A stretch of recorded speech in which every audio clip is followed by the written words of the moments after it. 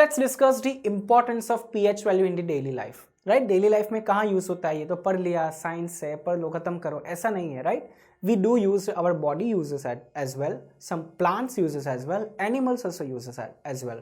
So let's discuss that. So importance of the pH in daily life. So first of all let's start with our body itself, right? That's very important obviously. तो हमारी body work करती है pH range 7 to 7.8 के बीच. Right, आपकी body की pH value 7 to 7.8. Generally blood you can say specifically, right, then you will be able to feel comfortable. Afterwards you may have some problems, maybe dizziness or maybe some anything can happen to your body, right? So अब बात करते हैं stomach में जो acid होता है, वो stomach में हाइड्रोक्लोरिक एसिड होता है, राइट, एंड उसकी पीएच वैल्यू जनरली कितनी 2 के अराउंड रहती है, जैसे कि हमने देखा, राइट. नाउ व्हाट हैपन अगर आपके स्टमक में एसिड बहुत ज़्यादा हो जाए, राइट, आपके स्टमक में एसिड का अमाउंट बहुत ज़्यादा हो गया, जितना होना चाहिए था उससे ज़्यादा, तो उस टाइम पे कॉमन सेंस लगाओ. न्यूट्रलाइजेशन रिएक्शन पढ़ी आपने, राइट. न्यूट्रलाइजेशन रिएक्शन में क्या पढ़ा? Acid and base they are going to neutralise each other. उन दोनों की इफेक्ट कम कर देते हैं. आपको एसिड की इफेक्ट कम करनी है, राइट. तो आप क्या करोगे? आपके स्टमक में एसिड ऑलरेडी है, तो आप बेसिक खाओ. आप जो भी बेस सोल्यूशन है वो खाओ, तो क्या हो जाएगा कि आपकी स्टमक की एसिडिटी कम हो जाएगी and you will not feel the irritation और pain. This is this simple logic. Neutralisation reaction पढ़ी तो सही, बट लाइफ में यूज भी करो, right. So this is how we are using it. Now which base do we consume? That is the antacid, right. जो Eno होता है, I mean you must have heard about the Eno, right. अगर acidity बहुत होती है तो इनो खाओ तो एसिडिटी दूर हो गई. वो जनरली बेस होता है, right. Okay, we discuss about the milk of magnesia, right? So this is all about the base only. आपके बॉडी में एसिड इंक्रीज हो गया तो आप बेस ले लो, कंज्यूम करो, बेस कंज्यूम करो, तो वो एसिड कम हो जाएगा, न्यूट्रलाइज हो जाएगा, right. So this is how we are using the knowledge of this in the daily life. Now let's talk about the acid rain. Acid rain तो सुना ही आपने, ग्लोबल वार्मिंग की वजह से ये होता है, वो होता है, right. So pH value of the rain when it is goes below 5.6 it is called as the acid rain, right? Okay, अब acid rain तो हो रहा है, उससे क्या होता क्या है?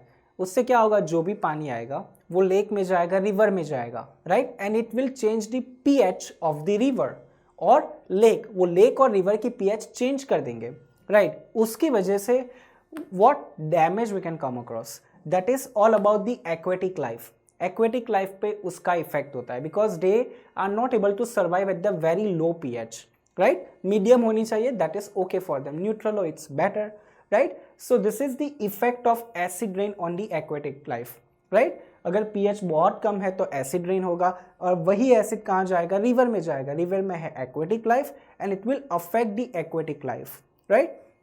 सो this is how it is very helpful and necessary to maintain the pH. Next, we have for the plants as well. Plants also require some specific range of pH as well, right? वही में they can grow properly. Exceptions भी है उसके कि जिनको acidic चाहिए ज़्यादा, basic चाहिए, depends. But generally they survive in the proper specific range of pH only, right?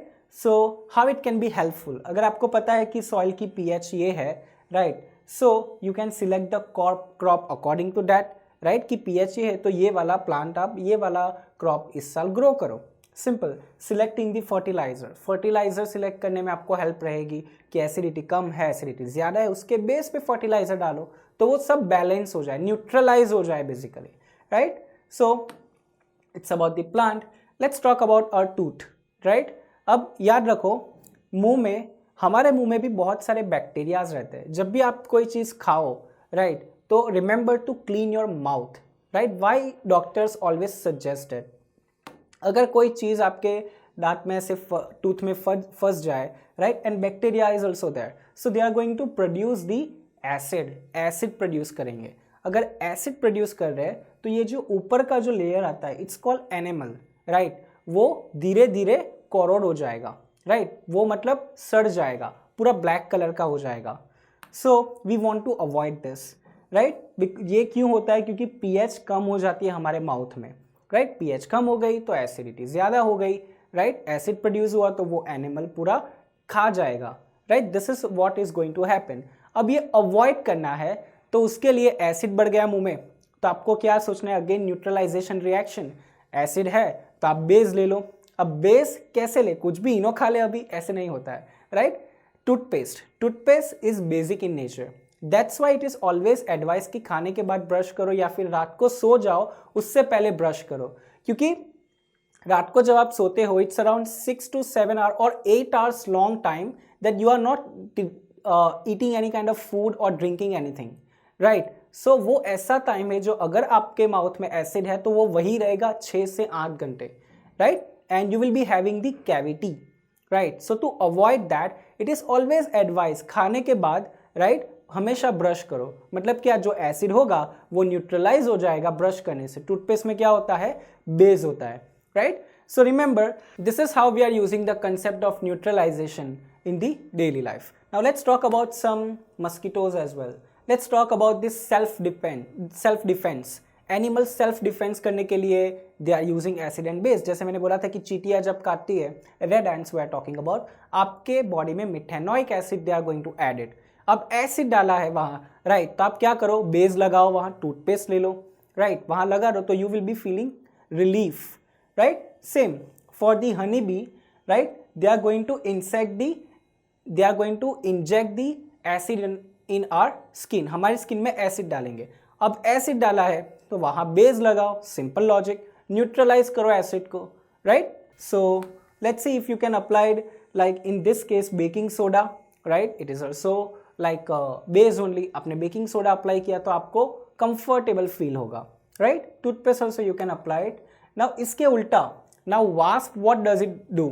It is injecting base in the body. अगर बेस बढ़ रहा है तो आपको क्या करना है, एसिड, मतलब ऐसा नहीं कि हाइड्रोक्लोरिक एसिड डाल दो हाथ पे, it's not good, right. You can take vinegar, right, because we consume it. जो कंज्यूमेबल एसिड है वही आप यूज करो, कोई भी एसिड नहीं यूज कर सकते। आप विनेगर ले सकते हो, maybe lime, lemon water, that you can take that as well, lemon juice as well, right. So this is the different case with the wasp, right. So these are the different applications, importance of the pH in daily life. याद रखो, जहाँ भी acid बढ़ जाए base ले लो, neutralisation process वही हम use कर रहे हैं डेली लाइफ में, कुछ नया नहीं है, right. So how practical this concept is in daily life. आप सोच सकते हो, न्यूट्रलाइजेशन आपने तो इक्वेशन तो लिख दिया, but we are using it in daily life, right. So this is about the importance of the pH in the daily life. Let's start the new topic, that is salts, right? Salt का नाम तो सुना ही आपने, नमक घर पे सुना ही है, but there are different kinds of salt. Salt is the general category, एक कैटेगरी है, but हम सिर्फ salt समझते हैं, मतलब वही है जो घर में हम edible salts यूज करते हैं। There are so many salts, right? So we are going to discuss about salts and how do we obtain the salts. We are going to learn as well what are the applications, कहाँ हम use करते हैं salts, right? Daily life में how you can get the salt very easily as well. एक तो पता ही है NaCl जो खाने में यूज करते हैं, राइट, बाकी और भी है जो हमें पता नहीं है कि वो सॉल्टी है, but it is salt, right. So let's start a discussion with the salt. So सबसे पहले डिस्कस करते हैं basic properties of the salts. Let's start with the salts. So property it is white, odourless and salty in taste, right. मतलब white होता है generally, right, odourless, ज़्यादा smell नहीं आती उसमें से, नमक सूंघ के देखो कोई स्मेल नहीं आएगी उसमें से, right, and salty in taste, right, वो सॉल्ट जैसा टेस्ट आता है उसका। That is all about this salts.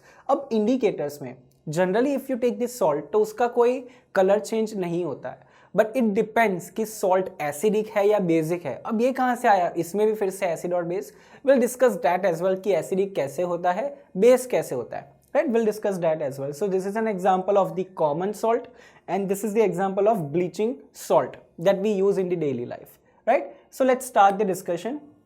How do we get the salt?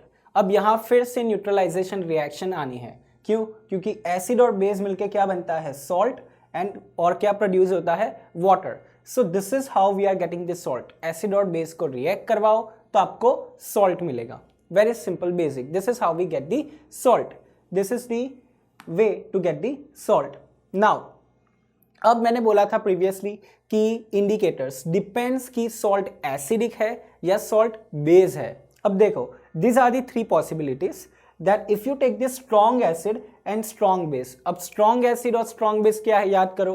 strong acid मतलब क्या होता है कि बहुत सारे H+ आयन प्रोड्यूस करना, स्ट्रॉन्ग बेस मतलब क्या होता है, बहुत सारे OH माइनस आयन प्रोड्यूस करना या फिर कंप्लीट डिसोसिएशन, राइट। तो अगर दोनों के दोनों ही स्ट्रॉन्ग है इसमें तो आपको क्या मिलेगा, न्यूट्रल सॉल्ट मिलेगा, नोबडी विल डोमिनेट, राइट। अब दूसरे में लेते हैं, strong acid and week base है, इसमें कंप्लीट डिसोसिएशन होता है बट इसमें नहीं होता है, राइट। तो क्या होगा, अब देखो कौन सा डोमिनेट करेगा, स्ट्रॉन्ग एसिड है और वीक बेस है, very simple logic, it will be what, acidic salt, right. So second it will be acidic salt.